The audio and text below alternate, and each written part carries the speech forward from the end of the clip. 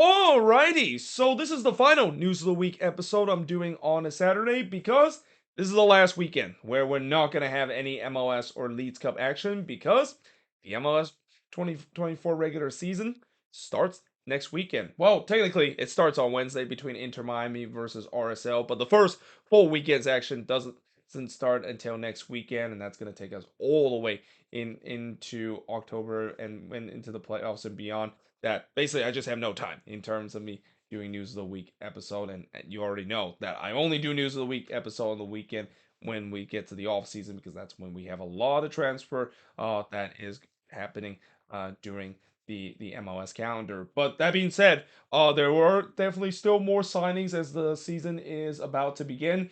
But as much as everybody has been very excited about this upcoming season, and there's definitely new hope for all 29 fan base of hoping their team is going to do well for this upcoming season. The one thing that unfortunately we're going to see in the beginning of the season is replacement referee because it was announced that Pro has overwhelmingly voted to reject the ratification of the current CBA. And for those of you that don't know who Pro is, they're the organization that employs all of these referee, and they've been having a huge clash in terms of the current CBA, and they're trying to ratify it. And while I did say before in the previous News of the Week episode that it feels like there was progress with them agreeing on the basic framework, when it comes times to vote on ratifying this CBA, pretty much the majority of the union from Pro says no to that.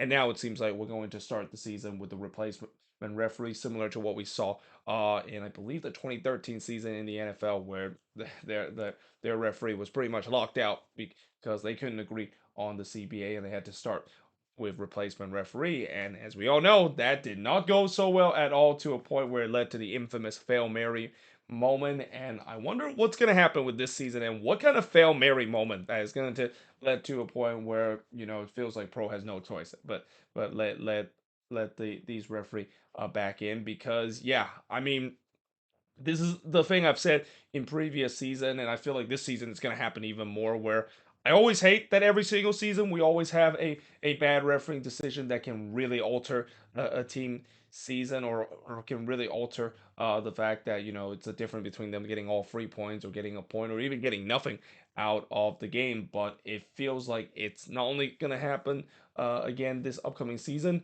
but more or not, if it's going to happen more often than ever before. And again, for those that say, well, why not give some of these replacement referee a chance? They can't be as bad as some of the referees from Pro is. Oh, you better believe me that as a guy that have watched a lot of low league soccer. I mean, I made a series called Sports Hub series where ground hub a lot of these lower league games. Believe me, if they're gonna use the replacement referee from these lower leagues, you can forget about the fact that all of these games is not going to have at least one controversial show call in a game. I mean, every single lower league games I've been to, I've talked, I've seen some bad refereeing, and while I didn't specifically talk about it during the Sports Hub series, except there are a couple of occasions where it got so bad that I had to kind of mention it. Yeah, it's not gonna get any better. If not, I think it could get worse than what we already see in terms of the referee standards in MLS. So yeah, this is definitely not great news to the league. And that, again, I'm just hoping eventually they'll figure this out and we'll have the usual referee in here. And this is saying from a guy that have already overly slated of how bad Pro has done in terms of their job and in terms of some of these referees in MLS. But right now it's about to get a lot worse, and we could have a situation where it can really alter the some of these game in a very bad way. And that, don't be surprised, we might see a fail Mary kind of situation, just like what we saw with the NFL back in 2013, or maybe even multiple fail Mary moment that we can see for this upcoming MLS season. Now, moving on in terms of the next news, and now another transfer saga that is going on in MLS is the Inter Miami and Federico Rendondo transfer saga. So if you enjoyed the Duncan McGuire transfer saga, now we got a new transfer saga that is going on right now. So obviously Inter Miami, as I mentioned in the last News of the Week episode, they've been in hot water lately because of them unable to meet with the current roster rule with the roster that they currently have. They're just going way above the salary cap, so they're gonna have to kind of offload some of those players. And we already saw that it seems like Gregory could be the player to be sacrificed in order to comply with the roster rule, because there's now rumors that he's going to go back to Brazil and going to no other than Botafogo as a club to go there. I mean, I swear this club has been involved in terms of MLS transfer pretty much the most out of any team I've seen in the world. And that just kind of another example how it feels like the Brazilian league and the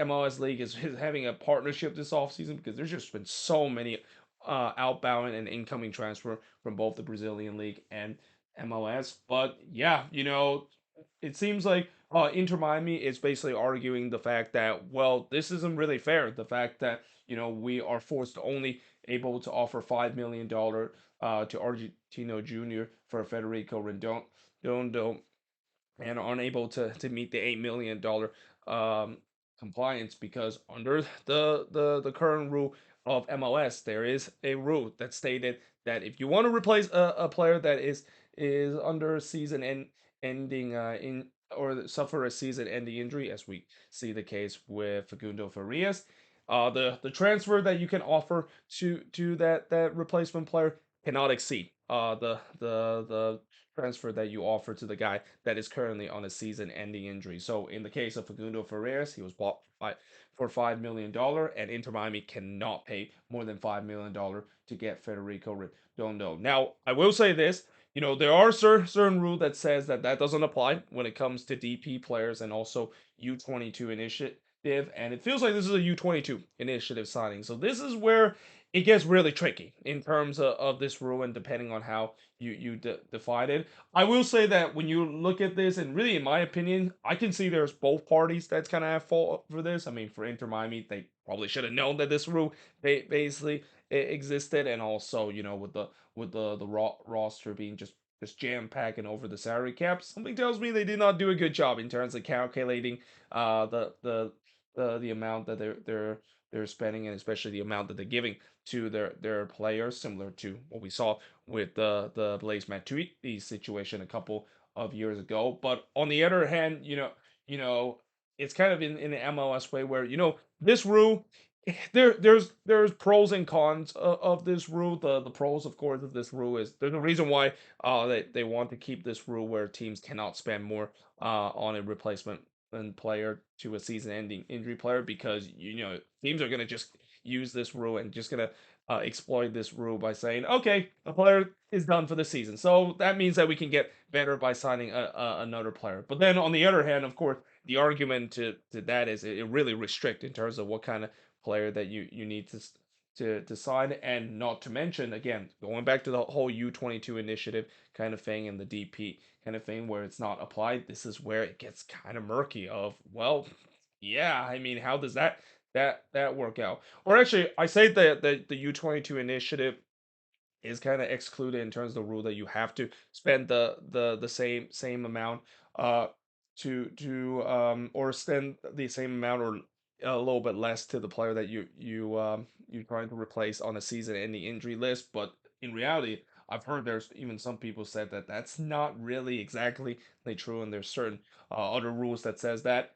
Either way, what I'm trying to say is that MLS has some confusing rule, and this is why I'm probably just gonna leave it at that, because I don't want to confuse everyone in terms of this situation right now. But yeah, it's gonna be interesting to see whether this transfer is going to happen. It seems like most likely it's not gonna happen, because Argentino Juniors is not gonna budge. The fact that they're not gonna let their player go for no less than $8 million, even though if Inter Miami is basically hamstring because of the current roster rule. And this again goes also back to the problems with MLS roster rule, and this and why, if this is going to be a league that is going to continue to grow and gain reputation of being a good seller league, they need to loosen these rules, because these rules does not help in terms of this league's growth, and the way that it will get improve the quality of this league. And I understand, you want to have a parity league, and also,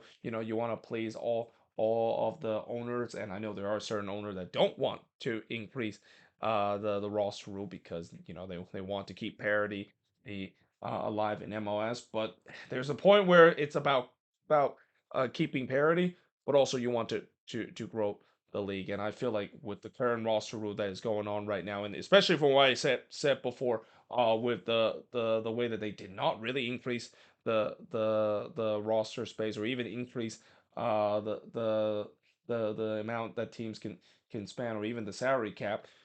That's kind of something that's holding back this league, and is kind of sad to see that that is the case for a league that I know this league has grown so much for this 27 years, but these rules are really just kind of holding them back to being a legitimate league that could be a reputable for league for all these players to come in and do well, and especially for these teams to do well and maybe even do well in other competition like the CONCACAF Champions Cup. By the way, let's move on in terms of next news because I've spent a long time talking about it. I probably could have even done a video talking about this in general. But moving on to now some of the signings that we have. So the Vancouver Whitecaps, they have officially signed goalkeeper Joe Bendik off of free agency. Now, unless if they're going to use him as a good locker room presence, that's pretty much the only reason why I think they're going to sign him. Because if you're going to put him as a goalkeeper, yeah, you better hope that it's only for emergency situation because Joe Bendik, there's a reason why we don't see a lot of MLS team offer him another shot, and I'm kind of surprised that there's another MLS team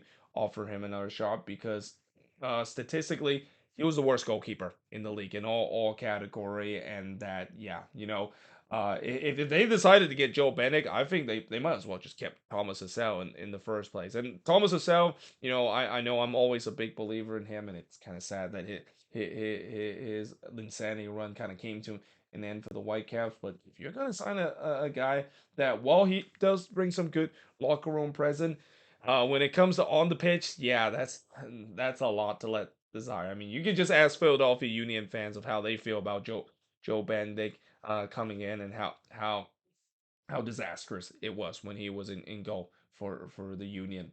Now, the Houston Dynamo, they also have signed Gabe Segal from NYCFC in exchange for a third round pick. Now, it feels like this is a very cheap kind of option for them to replace Corey Bear. And again, the Houston Dynamo, when it comes to cheap, that's kind of goes hand in hand, except for last season when they actually show a little bit of ambition. And I will say that I do like Gabe Segal, and I think he can do very well if he is given the time to shine and given the right system to do. And during his time with NYCFC, because there's already a lot of talented player on that team, I didn't think he got a lot of minutes, but I think it's gonna be the different case now that he's gonna join the Houston Dynamo, a team that desperately needed a little bit of attacking talent. Especially recently, we heard that Nelson Quinones is done for the season. So yeah, and while this is not a like for like replacement for Nelson Quinones, it will definitely help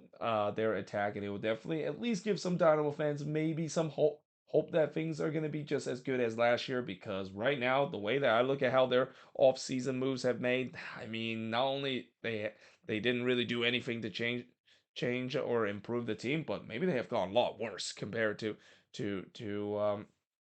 what they have last season. Now, the New York Red Bulls, they have signed Norwegian winger Dennis, and I think it's Juniger. That's how you pronounce. I might have just completely butchered that, but either way, I don't know too much about this guy other than the fact that from what I heard from Red Bulls fan, maybe he's just going to be used uh as a depth signing, which is kind of something that they might maybe need in the winger position because it seems like they always have been having injury concern in the attacking part, and that we'll see. Whether he's going to get some minutes with this team, if he just going to be here for a utility piece or a depth piece. Now, speaking of depth, Nashville SC have signed 4 women's Pisias from Forge FC. So, yeah, this is definitely a depth signing for Nashville SC, and that I think as much as women Pisias did really well with Forge FC, and we have seen some good Canadian Premier League player that have come to MLS and have definitely found some success. I think the biggest example of it is when Joel Waterman went to Montreal, and in fact, I think he was like the first CPL player that went to MLS, and he really flourished during his time with Montreal. And we'll see whether or not that's going to be the same case with with women's PCS because some CPL players they have come to the league and they have flourished, and then some come to MLS and they just look out of their depth because I would say the CPL is kind of like almost in the similar category as the USL Championship, and we talk about how the USL Championship and MLS it feels like the quality is still a really big gap, even though we have seen before where USL Championship side when they face MLS team in the US Open Cup they have caused multiple upset against them. Now, Charlotte FC, they have announced that they have signed Nikola Pekevic from Crown Legacy. Now, this is not a big surprise because for a long time, it feels like he was going to be promoted to the senior team. He was one of the most talented player for Crown Legacy and really one of the most talented player in the MLS Next Pro. So we'll see whether if he is going to get some minutes. I'm assuming he's probably going to because Charlotte, they haven't really done anything this offseason. I mean, they did let go of two of their more important pieces, or well, two of their Polish player, or at least one of their more important pieces in Karol Świderski, but they haven't really found a replacement for him, and that it doesn't seem like that's going to be happening heading into this as we're about to begin the new season as well. Speaking of Polish players, so Chicago they have transferred Kasper Szybelko to FC Lugano. So one of the good thing about the Chicago Fire and FC Lugano, besides having a partnership with each other because it's basically owned by the same owner, is the fact that not only the fact that you can sign some of their player and bring it to the Chicago Fire, you can also maybe decided to bring some of your player that is kind of out of depth of your team and decide to send them to the other team. I mean, that's just kind of how the benefit of having a sister club works, and we'll see with Kasper Schmeichel going back to Europe, and we'll go into kind of. I mean, I know some people say it's kind of like a random Swiss league team. They're not really a bad Swiss Super League team. I mean, FC Lugano is I think they're currently fifth right now in the Swiss Super League, and that's not bad considering that nobody probably have heard about this team, and I know in the Swiss Super League everybody knows who Basel is and all those top tier kind of team, but FC Lugano is not that bad. I mean, they're not like the worst team in the league, and not to mention they're still in the Swiss Super League as itself. Now, Aberdeen have announced that they have signed former Whitecaps winger Junior Hulett. Now, Junior Hulett time with the Whitecaps has been very weird. I mean, I don't know why the Whitecaps decided to sign him in the first place. I mean, they were hoping maybe he can still show some good quality like he has shown with the Canadian national team and especially during his time in Europe. But as he has got older, and at least in these last couple of years, he has completely fallen off the face of the map. I mean, he was a non-factor with the Whitecaps to a point where it was not a big surprise that they decided to let him go. And now him going back to Europe and going with Aberdeen, which is the same club that Christian Ramirez joined. We'll see whether or not if he can rediscover that good form that he has, or the fact that maybe he's just kind of washed and maybe he's near the end of his career because I don't think he's even getting Canadian national team time like he did a couple of years ago.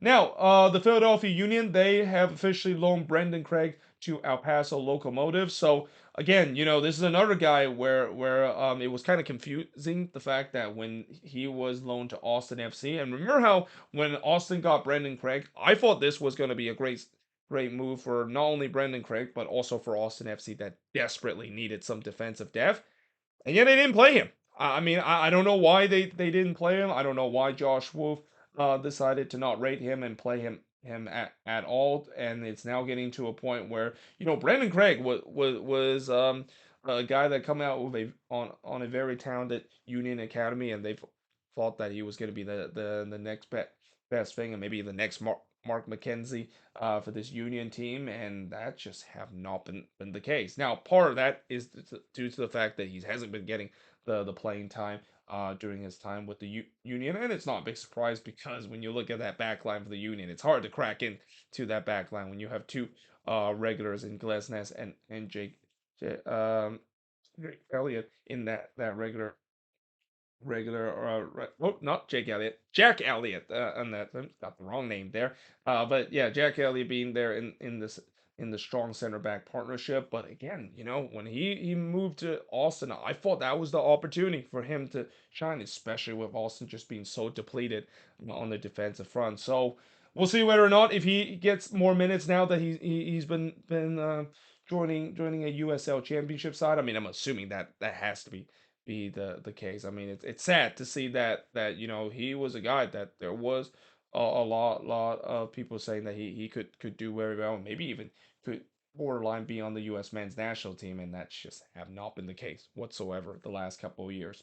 And then MLS have officially announced that they have unveiled its broadcast team for MLS Season Pass on Apple TV. And what that basically means is that they have now named who exactly is going to be the play-by-play, the color commentator, and then the in-studio host and the analyst out there. I mean, pretty much not much has changed when I look at the names being there. Most of the names that was on there last year remain their same role. Obviously, there are some play-by-play commentator that is no longer there. Adrian Healy, of course, is one of them, and we kind of saw that happen. I already mentioned it in the news of the week episode that Healy have said that he's not returning heading into this upcoming season, and that's kind of sad to see because Adrian Healy is one of my favorite play-by-play commentator, and I'll definitely miss him heading into next season. But in terms of other big changes, I mean the studio host is still gonna be the same, but the MLS 360 host is going to be different. Instead of it being Liam McHugh, it actually is going to be Kevin Egan being the studio host. And I like the fact that he's now the studio host for the MLS 360 show because when he was actually the MLS studio host for MLS 360 when Liam McHugh was busy with TNT and NHL, Kevin Egan really brought a really good energy to the crew compared to Liam McHugh, and I think he is a perfect fit for that role, and I'm glad that he get a chance to do so. Now that being said, I will miss his play-by-play commentary. I think Kevin Egan is probably one of my favorite play-by-play commentator, but at least I get to listen to him in MLS 360. And again, he really did well last year when he was uh, was there on an intern basis, and I can't wait to see what he can do now that on a full time basis in the MLS 360 studio. And also other news, I've already mentioned this before, but they're gonna have a Spanish version of MLS 360 as well. So for those of you that been wanted to hear like a Spanish version of MLS 360, then good news, it's gonna happen for this upcoming season as well. Now, I don't know how they're going to implement it. I'm pretty sure Apple TV will have an option where you can listen to the Spanish version of MLS 360. But yeah, should be very interesting to see that. I'll probably won't watch it because I don't speak Spanish. I wouldn't know anything that they're saying, but I'll maybe just kind of peek to see how is it going to be similar to the English version of the MLS 360. But there you have it. That is pretty much it. Looking at all the news from the past couple of days, and like I said, this is the final time I'm gonna do the news of the week episode on a Saturday because from now on, every Saturday I'm gonna be either ground hopping or watching MLS action, and that of course starts on the opening weekend on Saturday. But as always, let me know in the comments below what do you think of these news, and if there's any news I didn't mention here on the board, let me know in the comments below as always. But yeah, hope you guys enjoyed this video. If you do, make sure you guys leave a like, smash the subscribe button, and yeah, I of course will see you guys next time.